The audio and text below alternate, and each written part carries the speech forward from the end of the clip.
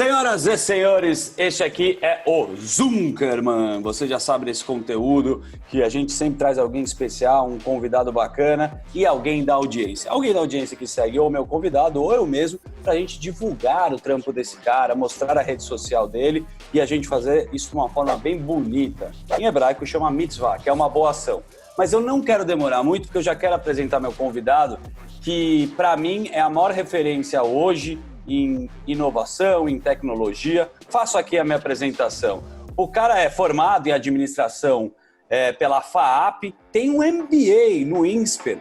O cara tem experiência na criação de negócios digitais, foi um dos fundadores do Banco Digital, trabalhou no Buscapé, Microsoft, é um palestrante, ele fala de tendência e inovação.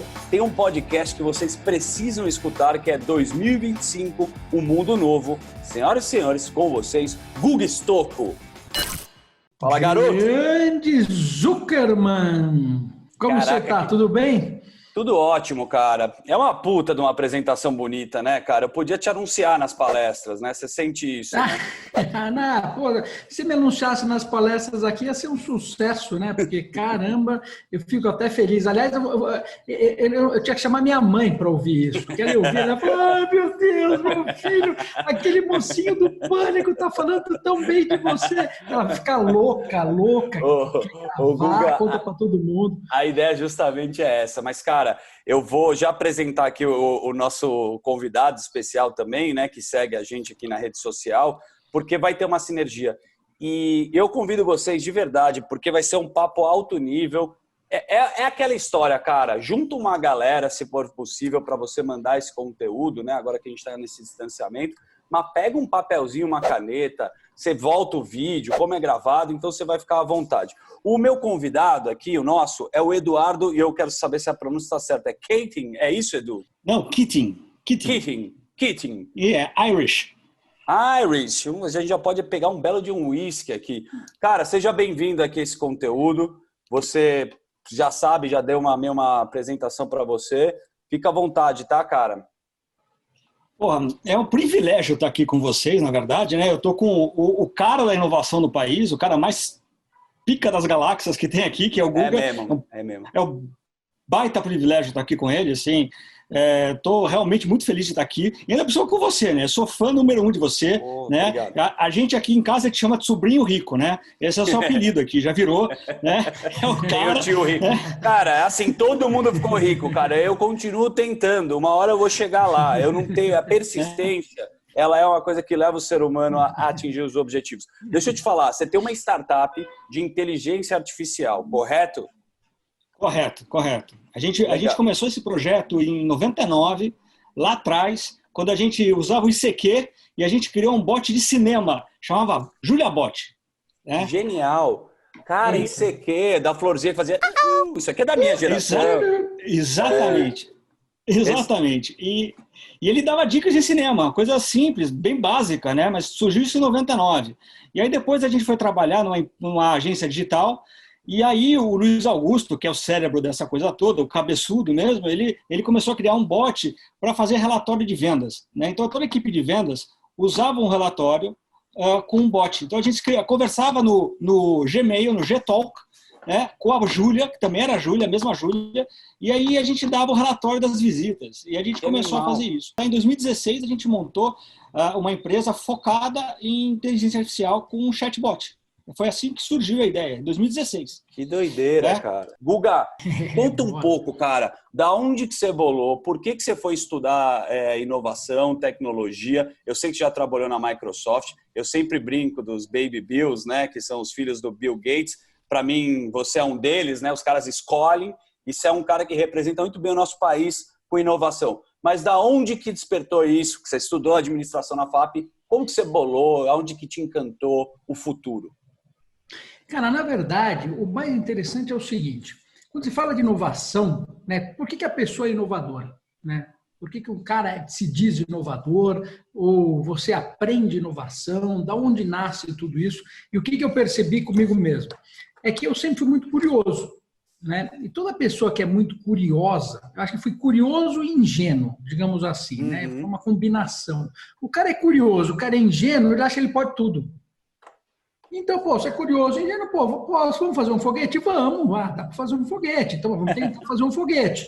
Né? O cara acha que pode, né? Pô, vamos fazer aquilo, vamos, então acho que pode. Então, só que nessa de você ser curioso e ingênuo, e aí você começa tentando, fazendo as coisas, é óbvio que uma outra você faz.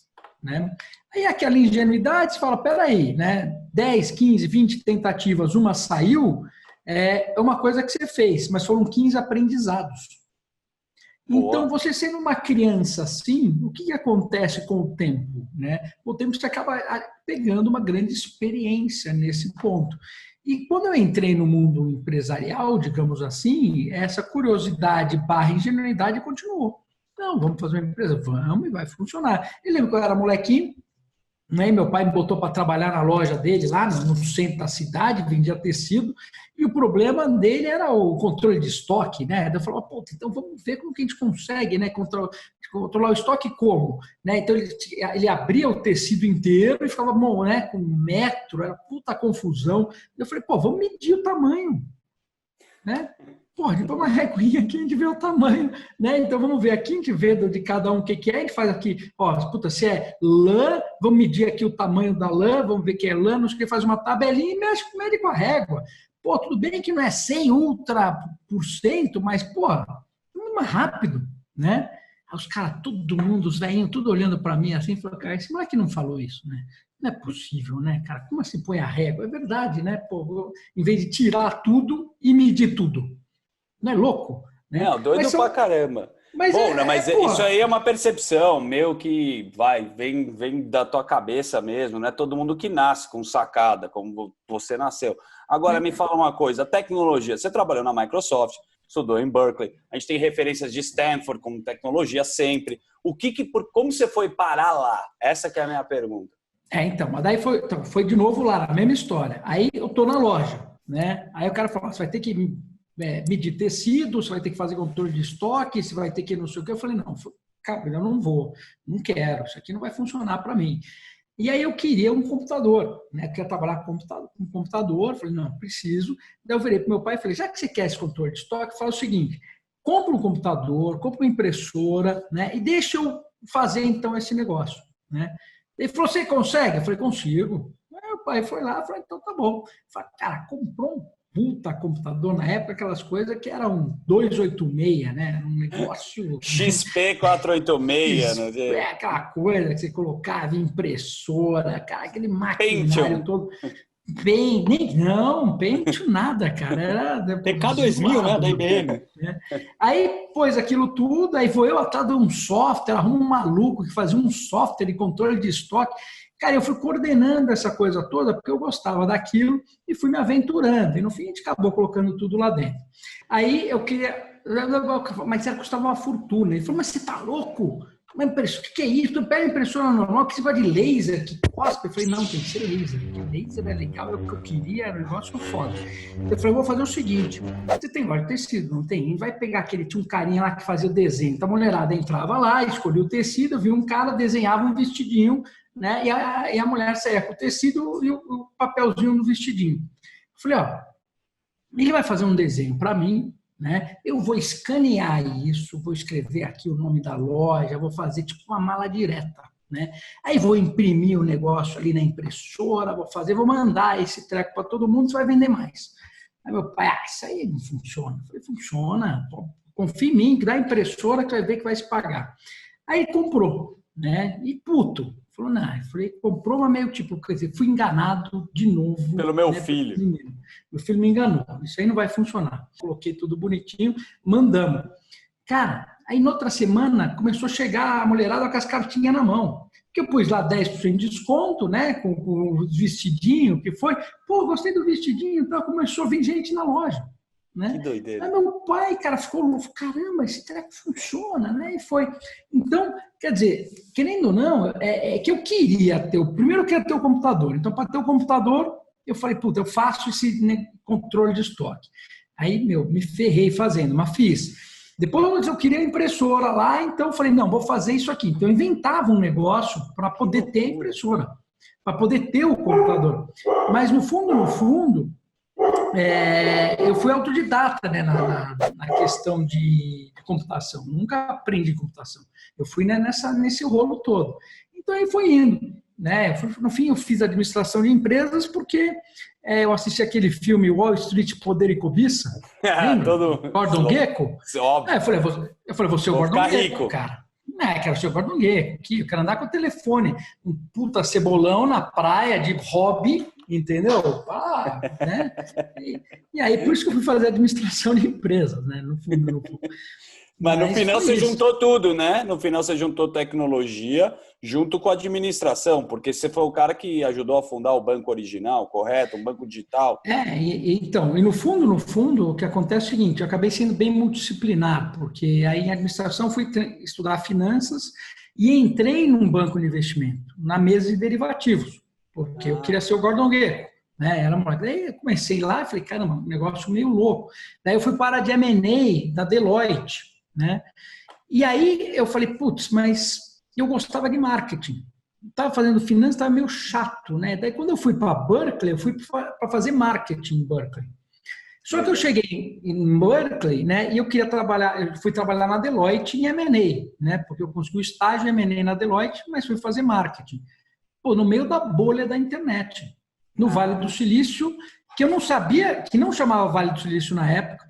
Eu achei que eu estava indo para Los Angeles, San Diego, com a mulherada na rua. Cheguei em São Francisco, aquele puta frio, ninguém falava nada com ninguém, no Vale do Silício, né, esse cara esquisito, só tinha indiano. Eu falei, cara, isso é a Califórnia? Me enganaram. Né? Mountain View, onde fica o Google, em Stanford, onde ficam as sedes também, onde tem a faculdade, né? E, enfim, e esse é o lugar. Essas pessoas, né, que você foi estudar isso que em 96, mais ou menos? Por 96. Aí me enganaram, né? Eu fui enganado, na verdade, por mim mesmo. Mas, cara, quando você chega lá, todo mundo fazendo tudo. Cara, eu vi os caras fazendo computador e vinha, assim, nas garagens, as coisas acontecendo. Cara, na faculdade, IPO um atrás do outro, e eu começando a ver aquilo. Cara, aquele negócio pegou em mim de uma forma que eu falei, não dá.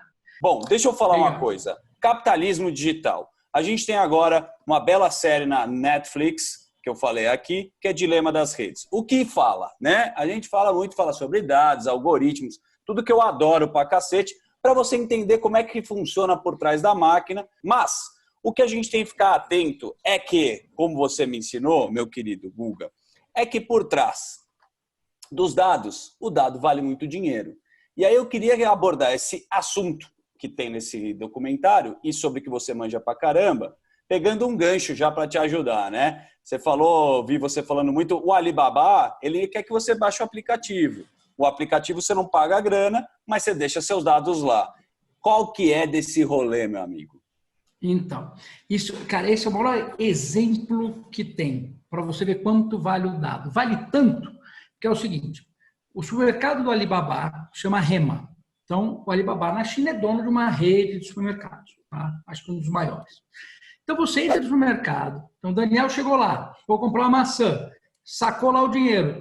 Vim comprar uma maçã. O chinês vira e fala, não, dinheiro não. Aplicativo, só compra pelo aplicativo. Né? O Alipay, não aceita o WeChat, porque eles brigam, né? Também. Isso é foda, briga feia lá. Tem que pagar com o Alipay. Né? E você fala, então tem que pagar com a Alipay. Por que você tem que pagar com a Alipay? Porque a maçã vale R$5. Então o cara pôs R$5 no bolso. Quando você paga com o aplicativo, é R$5 mais. O Daniel comprou uma maçã aqui às 6 horas da tarde, quem é o Daniel, blá, blá, blá, blá, blá. Logo eu vou usar essa informação para vender mais maçãs para o Daniel, vou fazer um lookalike na rede, saber quem são as outras pessoas que nem o Daniel para vender maçã para eles também. Então, esse dado vale mais R$1. Então, ele vendeu por 6 a maçã, porque ele vai conseguir fazer quando ele pega esses dados e junta com tudo, ele vai vender mais maçãs. Então, vale mais. Então, ao invés de você comprar o teu cliente no Google, entendeu? Para ele vir comprar uma maçã a R$5 e você custa R$1 no Google e você vende a maçã a 5 e ganhou 4, ele compra, você compra com o app a maçã e ele ganha o dado para ele e você custou 6. E ele vende esse dado para o outro, ele vende mais em cima disso.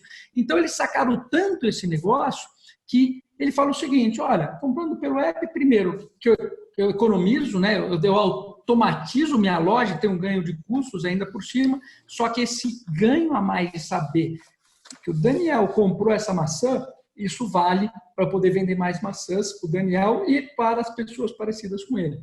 Então, esse é o ponto. Então, lá os caras, quando estão um pouquinho mais na frente, você começa a perceber o quanto vale o dado, né? E a ponto do cara falar, eu não aceito dinheiro. Porque se eu aceitar dinheiro, eu estou perdendo dinheiro. Legal pra caramba esse exemplo. Tem uma pergunta aí para o Guga. Tem uma pergunta para o Guga aí. Vamos causar, tá muito calmo esse negócio aqui. Gostei do Guga, é o seguinte, num dos seus podcasts lá, o Mundo 2025, o Mundo Novo, que eu recomendo que todo mundo tem que assistir, é maravilhoso esse podcast. Você dá uma porradinha na nossa lei de proteção de dados, né? Você fala que ela, da forma como o Brasil adotou, não é bom para as startups. Fala um pouco mais sobre isso. Dá uma cutucada nisso, porque eu sei que isso é um assunto que me preocupa também como startup. Boa, Edu, gostei. Putz, que convidado. O cara, participa, virou uma roda. Maravilhoso, boa pergunta. Isso é importante, porque quando a gente está falando de inteligência artificial, a gente está falando de dados, e dados é o petróleo do futuro, então todos os dados são feitos no Brasil, se ele é o petróleo do futuro, é o nosso petróleo. Então, a gente tem que proteger o nosso petróleo. Então, num primeiro momento, você vê uma lei de proteção de dados, você fala, oba, estamos protegendo o nosso petróleo, correto? É o que a gente imagina. Na prática, é o efeito contrário. Por quê? Pelo seguinte, alguém aqui vai deixar de usar o Google? Nem ferrando. Não. Nem ferrando. Logo, você vai entregar todos os seus dados para o Google. Porque se você vai ter que ir lá no contrato e permitir, o Google vai falar, vou usar todos os seus dados e vou ser dono da sua vida. Ok. Você deu ok. E a lei diz que você tem que dar ok, você tem que permitir o uso dos seus dados. Então, beleza. Aí o Edu, que está aí do lado, né, aqui do nosso lado, fazendo uma startup de inteligência artificial, ele precisa de dados, tá, para fazer isso. E aí, Edu, você vai poder usar todos os dados que tem disponíveis aqui? Não, você vai ter que pedir para todo mundo se pode usar os dados ou não. Mas quem é o Edu? Vou dar o dado para o Edu? Não sei quem é o Edu, não vou dar os dados para o Edu.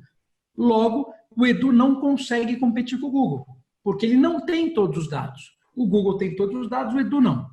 Tá? Então, o que está acontecendo? Né? A gente está entregando todos os dados do Brasil para essas empresas. A gente está entregando todos os dados para o Google, todos os dados para o Facebook, para o Instagram, China. todos os dados para a China, né? Porque os caras fazem produtos melhores que a gente. E eles fazem produtos melhores que a gente, por quê? Porque eles têm faculdades melhores, né? Porque eles investem mais nessas faculdades e os caras bons do Brasil que se formam, eles chupam e levam para lá. Então, a gente fica, nem isso a gente consegue. Então, qual que é o problema desse dilema? Isso é um dilema. Então, deveria acontecer o seguinte, todo dado produzido no Brasil devia estar disponível para todo mundo. Olha que louco, é o contrário. Como assim tinha que estar disponível para todo mundo? E a minha privacidade? Você deveria regular justamente a privacidade. Você deveria regular o seguinte, o Guga, o dado, que é um homem que fez isso, aquilo, foi para lá, não sei o quê, clicou aqui, clicou ali, etc, disponível para todo mundo. Quer saber que é o Guga, minha identidade? Isso tem que ser regulado, tem que pedir permissão para mim. Tá? Mas eu consigo fazer uma traquitana que eu vou lá, faço um engenharia reversa e descubro que é o Guga. Beleza, 50 milhões de multa e 6 meses sem operar. Que é o que diz a lei. Perfeito, tenta fazer para você ver o que acontece. Agora a gente tem um outro problema. O problema vai complicando, não é fácil de resolver. Tá? Então tá bom, vou fazer isso, vou colocar tudo numa base central. Se você pegar tudo isso e colocar numa base central, e se eu tiver um dono dessa base central, acontece o que está acontecendo na China. É um problema. Que a China fez o seguinte, o score de crédito, você não paga uma conta, cai seu score, ela virou e transformou o score de crédito no score social, que é o seguinte, se você tuitar contra o governo, também cai. E se cair, você vai pegar a fila, você não vai ter direito a médico, você vai ter um monte de problema. Então, você também não pode centralizar o dado, né? O dado tem que estar distribuído. Então, os dados têm que estar um pedacinho no teu computador, um pedacinho no computador do Eduardo, um pedacinho nos servidores, etc. E a chave que dá acesso a isso tem que ser a sua identidade, que é o que você permite. Aí, ok, a gente equilibra isso tudo e não entrega todos os dados para todo mundo. Vamos falar sobre a rede social, né? Sobre o que acontece no Facebook, no Instagram. O cara quer que você fique o máximo de tempo lá, produzindo conteúdo. Você produz o conteúdo, né? Não te pagam nada para você produzir isso. E você está numa plataforma. Mas alguém precisa pagar a conta porque não tem um almoço grátis. Correto? O que é na relação dos dados? A plataforma, a rede social, vende a sua informação para a publicidade, para ter um anúncio que você nem sabe que isso está acontecendo. Hoje as pessoas estão mais atentas a isso. Mas acontece de uma forma que você vai no automático. E uma das coisas discutidas também é que os caras estudam, através dos algoritmos, ou o cara que é engenheiro, igual uma mágica, igual ilusionismo. Tem gatilho para o teu cérebro ir lá e consumir e ficar mais tempo. O exemplo que é da notificação lá, você recebe uma notificação, você olha para o seu celular, a partir disso você está mergulhado e você não sai mais. Como é que funciona esse processo? A gente está falando dessas leis, mas o cara que está na rede social, ele entender como é que o bagulho funciona. Tá, então eu vou responder duas perguntas aqui. Tá? Eu vou dar uma solução e depois a gente vai entrar na parte social, porque essa parte é importante, porque ela não é só na rede social, isso vai extrapolar para o mundo digital como um todo, tá? Porque isso serve para tudo, para o mundo que a gente está entrando. Então, primeiro, alguém tem que pagar a conta, certo? E quanto mais assertivo você é, em outras palavras, quanto mais dados você capta, mais assertivo você é, mais retorno você traz. Tanto retorno, tanto retorno, tanto retorno, e tão assertivo que está ficando, que a tua empresa vale trilhão, né? Não é bilhão. Bilhão já é troco, já é troco, é trilhão. Então tá bom. Por isso que blockchain é tão importante, né? Quando a gente fala de blockchain, a gente fala só sobre criptomoeda, coisa do gênero, etc. Mas você precisa entender o conceito por trás da descentralização. Então, eu vou te dar um exemplo, né, de uma rede social russa descentralizada, que é o equivalente ao Instagram, né, que chama NIMS. Né? Então, o que chama NIMSes, né, e você tem o NIM, que é a moedinha deles. Então, é o seguinte, entrei na rede. Quando eu abri o celular, tá, a cada minuto que eu fico com ele aberto, né, cada minuto de atenção que eu estou com ele aberto, eu ganho um NIMS. Então, se eu estou lá, passei o dia inteiro naquele negócio, traiu minha atenção lá, vendo fotinho, não sei o quê, eu estou ganhando NIMS. Então, se eu vamos supor, se eu não dormi, passei 24 horas, eu ganhei 24 NIMS. Beleza. Então, meus NIMS guardadinhos lá dentro. Aí o Zuckerman foi lá, pô, fez um puta material legal, o cara fez um puta post, ele foi lá, fez uma entrevista, não sei o quê, para isso custa. Isso é material intelectual, isso teve produção, isso teve não sei o quê, para... E ele faz isso hoje, posta no Instagram, o Instagram paga o quê pro Daniel? Nada. Né? Curtidas e visualizações. Ele vende publicidade em cima do seu conteúdo e ele fica bilionário, entendeu? Você tem que fazer conteúdo. Então, o que ele faz lá? Porra, eu gostei do conteúdo do Daniel, então eu vou lá e vou dar uma curtida no conteúdo. Quando eu dou a curtida, eu transfiro aquele NIMS, que é aquele 1 minuto de atenção meu, para o Daniel. Então eu tenho 24, eu transferi para ele. Então eu vou transferindo. Então, se você tem 1 milhão de NIMS e a galera começou a comprar publicidade lá dentro, teu NIMS vale 0,1, depois vale 0,2, começa a crescer o valor. Se muita gente entra comprando publicidade, você tem 1 milhão de likes, significa o seguinte, quer vender seu NIMS? Está valendo R$1. Você tem R$1 milhão. Então, você monetizou o seu trabalho. Então, em vez de você ter o Instagram faturando o bilhão está para os influencers. Tá? Que aí o cara faz um negócio de jogar. Mas é muito doido isso daí, hein? Pelo amor de Deus. A gente já tá maluco atrás de curtida. Imagina com a polarização, o cara brigando por NIMS na Rússia. Pois é. Você é doido. Não, imagina. Meu Deus. Imagina, neguinho roubando NIMS. Né? Roubando NIMS. Pega o celular do cara e começa a produzir. Não, muito louco. E a parte social? E do cara ficar... E aí é o seguinte, na parte social é o seguinte, o que acontece? O ser humano, por natureza... Tá? É natural dele. Ele se prende à atenção. Tá? Ele está prestando atenção. Por quê? Porque ele precisa sobreviver. Então, tudo aquilo que leva para a sobrevivência do ser humano chama atenção. Então, por exemplo, se você só assiste TV aberta, o que acontece? Você acha que o mundo vai acabar. Por que você acha que o mundo vai acabar? Porque normalmente no jornal, etc., ele mostra desastre. Por quê? Porque desastre te chama atenção. Por quê? Porque, cara, você precisa prestar atenção no desastre para você se proteger. Então, quando você estava na savana e você vivia no meio do mato, entendeu? Você precisava saber, tá alerta, onde é que tem o leão, onde é que tem não sei o quê, porque ali você podia ter problema. Para você sobreviver ao leão, você precisa estar com um grupo de pessoas fortes ao seu lado, né? Então, você presta atenção um no outro. Né? O que o outro está fazendo para o outro gostar de você, para naquele momento que aparecer o leão, você tem do seu lado aquela pessoa mais forte para te ajudar, né? Ou para o leão, ou para subir a montanha, né? Ou para aquele momento, né, que tem. Então, o Homo sapiens, ele sobreviveu porque ele tem essa conexão maior. Então, você tinha o Neandertal, por exemplo, ele não tinha essa conexão tão forte. Né? Então, se via o leão, ele ia lá e ia pro pau com o leão. Ele era mais forte que o Homo sapiens, né? Ele era mais forte, mais alto, mais tudo. Só que quem sobreviveu foi o Homo sapiens. Por quê? Porque 3 Homo sapiens pegava o Neandertal. Né? Então, essa conexão que a gente tem. Então, quando a gente olha uma rede social, por exemplo, você olha aquela pessoa, você quer estar conectada nela. Fala, puta, eu quero ficar parecido com ela, porque eu preciso estar igual, porque eu preciso estar nessa tribo, que essa tribo vai me proteger. Né? E ela te chama atenção. E ela te chama atenção. Lógico, eu preciso ir para a tribo, então chamou atenção. Ou perigo, chamou atenção. Né? Então, você vai usando essas coisas para te chamar atenção para aquilo. Então, por exemplo, você precisa ser uma pessoa, né, que as pessoas te amem. Porque se as pessoas te amam, o que vai acontecer? Né? Elas vão estar ao seu lado. E aí você vai estar protegido, né, durante tudo isso. Se aparecer um leão, você vai estar protegido.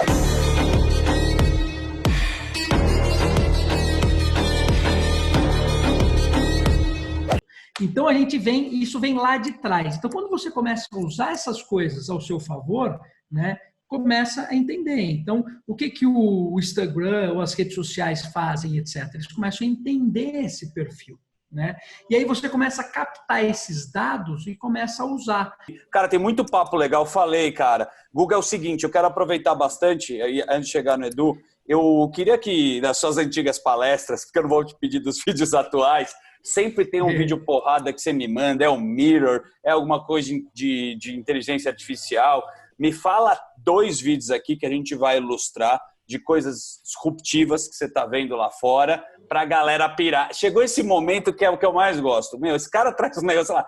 Porra, o que aconteceu? De Volta para o Futuro. Me fala 2 referências aqui rápidas de vídeo antes de eu entrar na parte de inteligência financeira. Vai lá, 2. Olha, vamos pensar um que veio na minha cabeça agora. Eu falo dele sempre, mas, cara, veio na minha cabeça e as pessoas passam desapercebido porque é tão surreal que o cara fala, isso aqui não vou nem prestar atenção, né? Que é o Conicu, com K, né? Que susto, que é o chip, né? Que é o chip de neurônio. É um chip que no lugar do silício você usa neurônio, né? E o neurônio, além de ter toda a capacidade de computação, né, que você tem, armazenamento, como ele é biológico, o cara criou o chip, criou a linguagem de programação do chip, ele tem a capacidade de cheiro. Né? Além de outras capacidades. Então, se eu coloco esse chip aqui na minha casa, quando uma pessoa entra e passa pela porta, ele consegue sentir o cheiro se essa pessoa tem câncer ou se ela vai ter câncer em até 10 anos. E eles estão colocando esse chip no aeroporto de Los Angeles para tirar aquelas máquinas que você põe a mão para cima e ela roda, porque ela vai sentir o cheiro se você manipulou TNT, né, no último mês. Então, você vai passar direto. E tem um videozinho dele explicando como funciona. Que né? legal. O que é bem legal. Então, ele mostra que o silício ele é limitado, né? Porque você consegue fazer transistores, né? E vai chegar uma hora que você não consegue mais fazer transistores para fazer um chip. E a biologia é ilimitada. Vou até abrir aqui. Gostei, cara. Eu gostei. Vamos lá. Agora eu gosto também desse... Sempre, puta, tem umas doideiras. O cara produz vinho... Tem coisas do biodinâmico lá, que o cara faz um vinho meio que no laboratório. Tem essas doideiras com a engenharia da alimentação. Repito aqui, frase que eu vi, que a comida é a nova internet também. O que tem dessas doideiras também que mostram um robô, inteligência artificial? Cara, assim, aí tem uma coisa que está acontecendo forte também em termos de tendência, isso também veio para ficar. A gente está acostumando com as vending machines, né? Você vai lá, pede uma coca, cai a coca, pede um salgadinho, o salgadinho trava, você fica batendo na máquina, né? Desce a máquina. Agora começou a brincadeira, mudou, né? Então, você pega lá em São Francisco, hoje eu já consigo fazer o hambúrguer. Você tem uma máquina que faz o hambúrguer, que é um negócio fantástico. Você pede pelo aplicativo, você vê ela inteirinha aqui. Desce o pão, frita o hambúrguer, põe um negócio, sai o hambúrguer direitinho para você, sem contato humano, e todo o processo do hambúrguer está dentro da máquina, não tem nenhum contato com o ar. Ela só sai o teu hambúrguer ali para você comer, né? E fizeram a máquina também do pão, né? Que você coloca, né, o produto aqui do lado, cara, e você vê fazendo o pão e sai o pão quentinho do outro lado e fica uma prateleira de pão todas quentinhas. Eu vou mandar as fotinhas para vocês darem uma olhada aí também, aí você vai ver. Então, isso significa o quê? Significa que, cara, todo o processo está sendo automatizado num nível agora, porque essas máquinas têm sensores, ela tem o tal do machine learning, da inteligência artificial, etc., que ela vai se tunando por si só. Então, ela vai melhorando o produto toda vez, né, que ela vai fazendo e ela vai aprendendo sozinha. Né? Então, isso começa agora, mas é uma coisa que daqui a 5 anos a gente vai começar a ver para tudo quanto é lado. Né? E a pandemia acabou acelerando esse processo, né? Porque esse 1 ano que a gente ficou aqui dentro, essas empresas receberam investimento assim, uma atrás da outra. Né, uma quantidade de investimento que elas estão recebendo é absurda, porque o povo falou, caramba, né, vão ter que correr atrás disso. E quando elas recebem esse investimento, passam 2 anos, começa a entrar no mercado tudo isso. E outra empresa que eu posso trazer para vocês... É muito legal. Também, né, só uma coisa, só um ponto antes de você falar dessa empresa, você vê, né, como é importante você pegar referência, o caramba. Quando eu fui para o Japão, isso foi antes da pandemia, há 2 anos. Aí eu vi os caras com máscara pra caramba. Bom, os caras já sofreram outras pandemias. Outra coisa que eu vi é máquina. Essas máquinas só tem máquina lá, para não ter o contato físico. Então, assim, você vê que o cara a gente precisa dar uma estudada lá para fora para ver o que vai virar tendência e spoiler. Vai lá, qual que é a próxima? Sem dúvida. A outra, né, que eu coloquei, que é a Boom. É um avião que eles estão construindo, tá? Que vai ficar pronto aqui, né? Inclusive teve investimento de algumas empresas grandes em cima, fica pronto, se eu não me engano, que agora em 2023 o primeiro avião sai, né? Se eu não estou enganado, que ela faz Tóquio-Seattle em 4 horas e 30, Paris-Montreal em 3 horas e 45, né? Só para você ter uma ideia, é um avião supersônico de passageiros. Então, significa o seguinte, não vai ter viagem, né, a viagem mais longa para você ir de Nova York para Londres, 3 horas e 30. Que doideira. Ô, Guga, Cara, vai tomar banho. Posso falar uma já? coisa? Vai tomar banho, né, meu? O que você busca, você acha uns negócios muito loucos. Deixa eu te falar, que a gente tem... Putz, eu tô falando, eu ficaria umas 12 horas aqui, né, meu? Já falei... Deixa eu te falar, e agora para o tema, assim, que eu sempre faço aqui. Vou puxar uma pergunta relacionada a isso. E aqui, pela nossa amizade, eu convido sempre o cara e o cara não pode arregar, que é um quadro que eu falo que é para abrir sua carteira. O intuito também aqui é o cara conhecer a tua história e entender um pouco sobre inteligência financeira, que você manja pra caramba.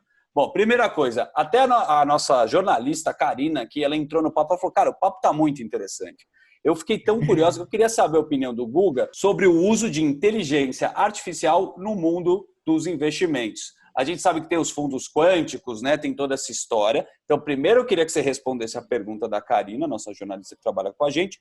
E segundo, como que você investe o seu dinheiro e diversifica ele, sem ser a parte empreendedora, que isso é um outro programa. Eu vou falar quantas empresas você investe, você é sócio. Mas mercado financeiro, me responde um pouco sobre a inteligência artificial e como que você investe, que eu quero mostrar a tua carteira, a tua lógica. Vai lá.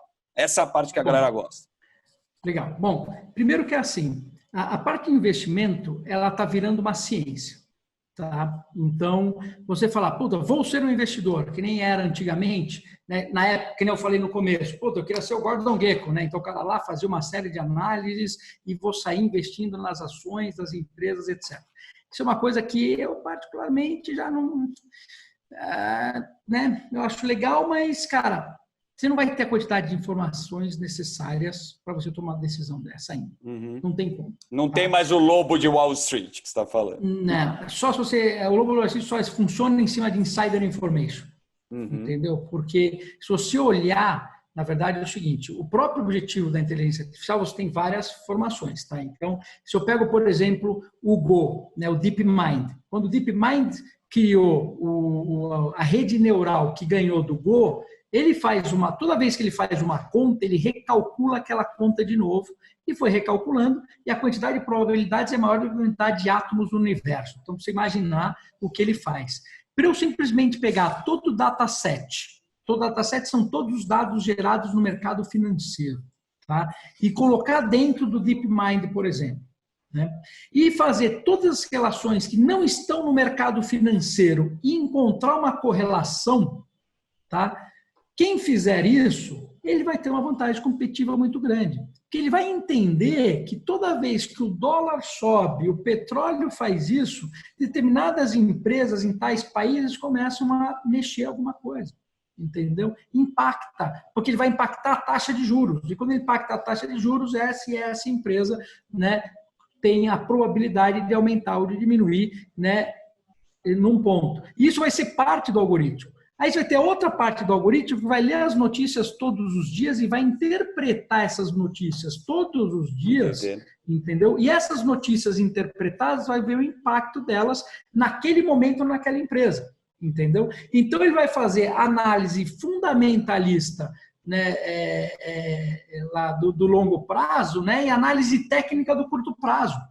E ele vai tomar a melhor decisão de compra e venda, e qual é a empresa que eu tenho que comprar e vender para manter no longo prazo, a lá Warren Buffett, e qual que é a ação que eu vou comprar e vender, né, para fazer day trade. Né? E quando eu junto essas duas coisas, teoricamente, eu estou falando de forma teórica porque eu não vi esse algoritmo ainda, então eu não posso falar que assim, que é tão simples ou que tem ele disponível, mas que é totalmente viável que ele exista, porque eu estou usando, né, todas essas tecnologias, elas já existem, né, de diferentes graus de maturidade, mas é simples. Né? Mais 3 anos, o computador quântico, né? Se eu jogo um algoritmo desse dentro do computador quântico aqui, a IBM já está falando que o computador dela vai ter não sei quantos qubits, né? Que é a quantidade de bits do computador quântico pode rodar. Ele calcula essa quantidade de dados assim numa velocidade absurda. Então, eu diria que o mercado financeiro vai passar a ficar na mão de algoritmos. Tá? Doideira. Já tem, né, fundos quânticos, né, do que a gente está falando aqui. Já tem alguns que têm uma rentabilidade absurda, né? Tem até um matemático aí que é dono de um deles, né, que eu não lembro o nome dele agora, né? Pode pesquisar ali, ele tem um dos fundos mais rentáveis do mundo, e o cara se baseou totalmente na probabilidade no processo. Mas lembra, ele tem sempre longo e curto prazo. Então, Então, a empresa pegou fogo. Pô, vamos lá. Isso daqui... Mataram o cachorro do Carrefour. Pô, a ação caiu. Não tem nada a ver com... Então, vamos agora para o mundo real, né? Não tão para o futuro. Vamos agora para você, Guga. Só para fazer a sua diversificação, não da parte de empreendedor. Aliás, que com a taxa Selic a 2%, incentiva cada vez mais as pessoas a empreender, como você faz muito bem. Eu quero depois fazer um outro papo com isso. Como é que você diversifica a sua carteira? O que você gosta? Você gosta do quê? Fundo imobiliário você vê? Você gosta, você compra ouro? O que você diversifica assim que você tem uma graninha longo prazo? Então, acontece o seguinte. Como eu sou muito empreendedor, tá? A boa parte do meu dinheiro ele é muito alto risco. Né? Porque eu tenho uma carteira, né, de empresas que eu estou sempre arriscando bastante ali dentro. Então, o que eu montei na minha cabeça, a minha carteira? Eu tenho parte da carteira, tá, que são imóveis, literalmente. Eu tenho renda, né? Eu recebo renda. Eu fui montando uma parte de renda, né, de imóveis, que não era muito bom, que hoje eu estou me deliciando. Com taxa de juros do jeito que está, porque eu sempre procurava montar alguma coisa que eu pegava sempre para ter uma média de 0,8% a 1% ao mês. Então, tá lindo. Né, uma parte de renda. Mas eu sempre mantive isso porque eu fiz os dois opostos. Como eu arriscava muito no lado de empreendedorismo, eu precisava ter um chão no lado de imóveis, porque senão eu tinha um problema aqui dentro. Né? E aí a minha carteira que eu tenho de investimento do dinheiro que eu obviamente tenho 70%, 60% renda fixa, 30% renda variável e 10% em cripto. tá? Legal. Que eu vou brincando ali, né, nessa coisa toda. E que eu vou mudar isso agora completamente. Eu estou num processo agora para mudar isso tudo, tá? Porque eu estou achando que o mundo está meio extremamente volátil e muita coisa nova está acontecendo. Então, eu preciso entender um pouco isso, tá? Então, para onde está indo algumas coisas? Porque o real desvalorizou absurdamente, tá? Né? Então, a gente precisa entender, isso pode ser uma oportunidade, né? De Também, dolarizar também, né? né? Pegar alguma Né? coisa e Então, investir em empresas de fora. mas não dá para dolarizar agora, porque o real desvalorizado, se dolarizar agora é um problema, né? Vai ter que esperar, então você tem 2 anos aí que você vai ter que esperar, não tem jeito, senão você pode perder dinheiro, né, nessa brincadeira como um todo.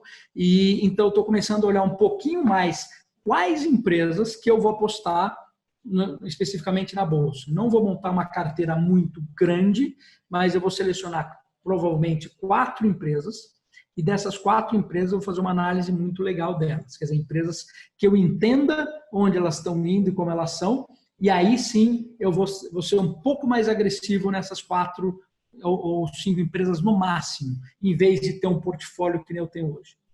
Caraca, você passa as 4 empresas depois que você vai investir, que eu fiquei muito interessado, né? Bom, chegou o grande momento. Cara, obrigado aqui por esse papo. É muito gostoso mesmo. Bom, vamos lá, vamos com você agora. Edu, eu falei que eu ia juntar aqui as pontas. O Guga faz isso com maestria.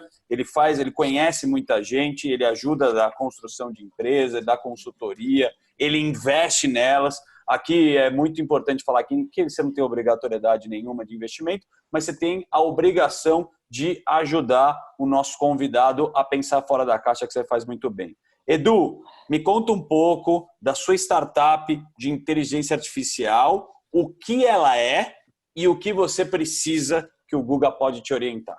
É com você, garoto. Bom, vamos lá. Como contei, a gente começou isso em 99, 2016 a gente foi para a parte de chatbots, propriamente dito, e a gente começou a perceber que a gente era muito bom em vendas, né? A gente começou a entender que o mundo de vendas ainda estava muito antigo, né? O pessoal ia lá, marcava reunião, fazia uma apresentação, e aí tentava fechar negócio, mas a gente começou a perceber que as pessoas estavam cada vez mais indo para o digital, e a gente começou, vamos começar a treinar os nossos robôs a serem vendedores. Essa era a nossa grande ideia. Falei assim, não, vamos fazer isso porque é isso que vai revolucionar a parada. O que a gente fez? A gente começou a pegar estratégias de vendas, porque venda, no final das contas, é técnica, é uma habilidade que você desenvolve, não é um dom, né? É uma coisa que você pode aprender e se você for muito bom, você consegue aprender. E o robô, ele aprende, porque ele não tem dor de barriga, ele não passa mal, ele não tem briga com os filhos. E a gente começou a desenvolver isso dentro do robô e o robô começou a trabalhar esse processo. O que aconteceu? Tinha um cliente nosso, né? O que ele fazia? Ele vendia assinaturas pela internet, né? Ele recebia o lead pela internet e depois pegava esse lead e mandava para o telemarketing fazer a venda.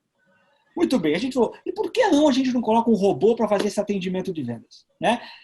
A empresa ficou um pouco reticente, mas como ela só trabalhava das 8 às 8, das 8 da noite até as 8 da manhã, não trabalhava. Então, vamos pôr nosso robozinho ali para trabalhar e tentar vender. O que aconteceu? O nosso robô começou a vender mais que o ser humano. Por quê? Porque ele insistia. Né? Ele entendia que precisava insistir na venda. O ser humano às vezes falha nisso, né? Porque a venda é processo. Então o que aconteceu? A gente começou com 4% de conversão do lead, 9% empatamos com o ser humano e aí depois a gente foi para 22%. Ou seja, 22% do lead trabalhava, fechava uma venda. Né? Então a gente começou a perceber isso e a gente começou a desenvolver isso. Foi aí que a gente criou um bot um sommelier de vinhos.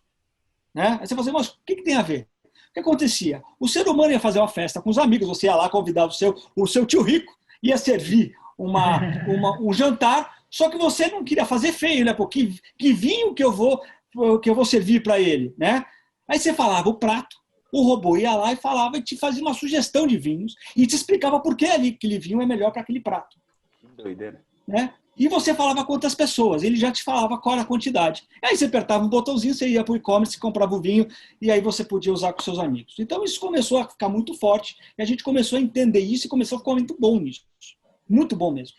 Aí a gente começou a perceber, estudando o mercado das Big Techs, a gente começou a perceber que as Big Techs usavam um sistema de recomendação dentro dos seus e-commerces. O que a gente fez? A gente tirou o machine learning dentro desse bot e começou a usar uma plataforma de recomendação para aumentar as vendas. Então a gente começou a usar um algoritmo que entendia o comportamento de pessoas similares àquele prospecto para conseguir vender mais. No primeiro projeto nosso, a gente conseguiu um aumento de 40% nas vendas do e-commerce usando esse sistema de recomendação. Né? Aí a coisa realmente explodiu. Só para você ter uma ideia, o sistema de recomendação da Netflix hoje, só o sistema é avaliado em $1 bilhão para poder recomendar um filme que você vai gostar. Só para você ver o poder que é isso. E foi o concurso que o cara da Netflix fez internamente. Falou, vamos ver quem consegue criar um negócio para recomendar. Animal. Cara, tô pirando. Continua. Exatamente. E aí depois a gente fez uma evolução. A gente falou assim, pô, e se a gente pudesse criar um robô que saísse daquela caixinha do chatbot e pudesse interagir com o usuário com a página? Você lembra lá atrás, quando você usava o Word e aparecia um clipezinho que interagia? Lembro. A gente evoluiu para isso, criamos personagens virtuais que eles interagem justamente no e-commerce, quando o cara tem o abandono do carrinho. E aí você fideliza e cria a recorrência com o cara. Perfeito, exatamente. E a gente começou a evoluir. Aí, um dia, batendo papo com esse cidadão que nos fala aqui, um tal de Guga Stocco, ele falou, o futuro são os funcionários digitais. E a gente começou a criar funcionários digitais. Hoje a gente criou um funcionário financeiro, um funcionário de vendas, porque a gente já tinha, né? E um de atendimento. Você contrata ele como se fosse um funcionário. E ele trabalha para você.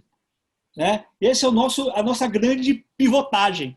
Né? Que coisa doida, velho. É incrível.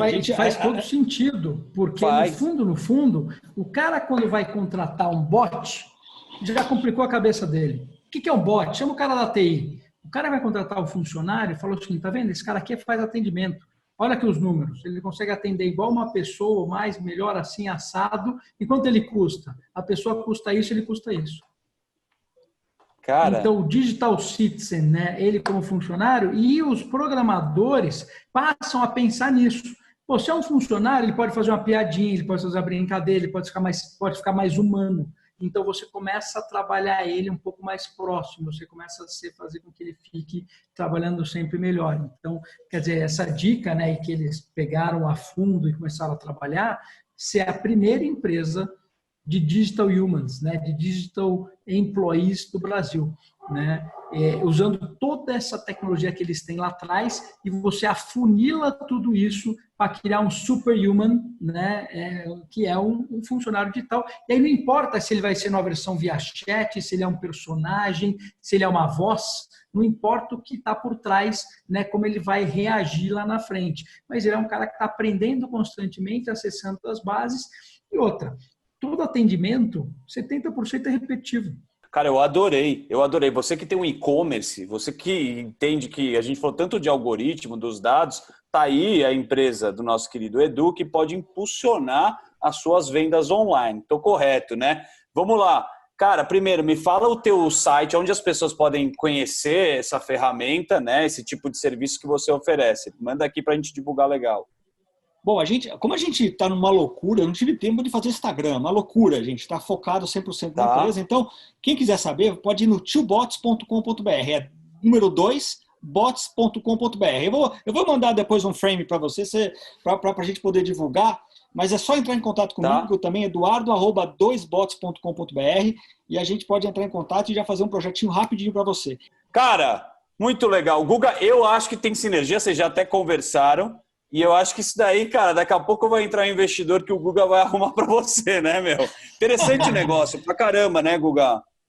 Não, eu acho super legal, né? E quero ver ele funcionando e começando a trabalhar, porque assim, funciona, né? É impressionante. E é uma coisa que, muitas pessoas, eu vou dizer, daqui a 2 anos, não vou falar nem de 5, vão nem perceber a diferença de muito atendimento, tá? É capaz de a gente pegar lá 30%, 40% do atendimento, o cara foi atendido, voltou e nem percebeu que foi um robô.